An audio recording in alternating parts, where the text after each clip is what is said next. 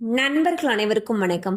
இன்னைக்கு நம்ம இந்த வீடியோல முதலமைச்சர் திரு விஜய் அவர்களுடைய 5 முதல் கையெழுத்து என்ன அப்படிங்கிற தகவல் வெளியாகி இருக்கு. ஸோ அதை பத்தி தான் இப்ப நம்ம பார்க்க போறோம். வீடியோக்குள்ள போறதுக்கு முன்னாடி இது வரைக்கும் நீங்க நம்ம சேனலை சப்ஸ்கிரைப் பண்ணலைன்னா உடனே சப்ஸ்கிரைப் பண்ணிருங்க. அப்படியே பக்கத்துல இருக்கக்கூடிய பெல் பட்டனையும் கிளிக் பண்ணிருங்க. அப்பதான் நாங்க போடக்கூடிய அனைத்து பயனுள்ள தகவல்களும் உங்களை கரெக்ட் டைம்க்கு ரீச் ஆகும்.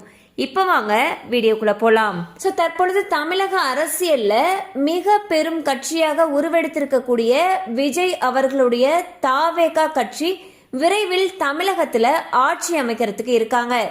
இந்நிலையில் விஜய் அவர்களுடைய தாவேகா கட்சி அவங்களுடைய தேர்தல் அறிக்கையில பல்வேறு அறிவிப்புகளையும் சலுகைகளையும் வழங்குவோம் அப்படின்னு சொல்லி அறிவிச்சிருந்தாங்க. அந்த சலுகைகள் என்னென்ன அப்படிங்கறத இப்ப நம்ம பார்த்திடலாம்.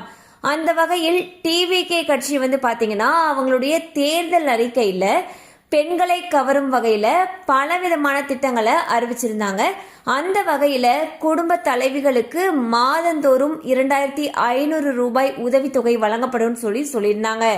அதுவே பெண்களுக்கு இலவச பேருந்து, அதாவது தமிழகம் முழுவதுமே இலவசமா பயணம் மேற்கொள்ளலாம்னு சொல்லி அறிவிச்சிருந்தாங்க. ஒரு வருஷத்துக்கு 6 இலவச கேஸ் சிலிண்டர் தரப்படும் சொல்லியிருந்தாங்க. அடுத்த மாணவர்களுக்கு ஒரு ஆண்டுக்கு கல்வி உதவித்தொகையாக 15,000 ரூபாய் வரை வழங்கப்படும் சொல்லியிருந்தாங்க. முதியவர்களுக்கான ஓய்வூதியம் 3,000 ரூபாய் வழங்கப்படும் சொல்லியிருந்தாங்க. அடுத்து 200 யூனிட் இலவச மின்சாரம் வழங்கப்படும் சொல்லியிருந்தாங்க.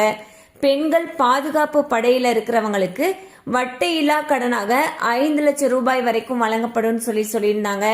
அடுத்து திருமண மற்றும் குழந்தை பிறப்பு உதவி, அதாவது திருமணத்துக்கு பாத்தீங்கன்னா 8 கிராம் தங்கம் மற்றும் பட்டு புடவையெல்லாம் வழங்கப்படும் சொல்லியிருந்தாங்க. சோ இவங்களுடைய தேர்தல் அறிக்கையில பாத்தீங்கன்னா பெண்கள், முதியவர்கள், இளைஞர்களை கவரும் வகையில் பலவிதமான திட்டங்கள் இருந்துச்சு.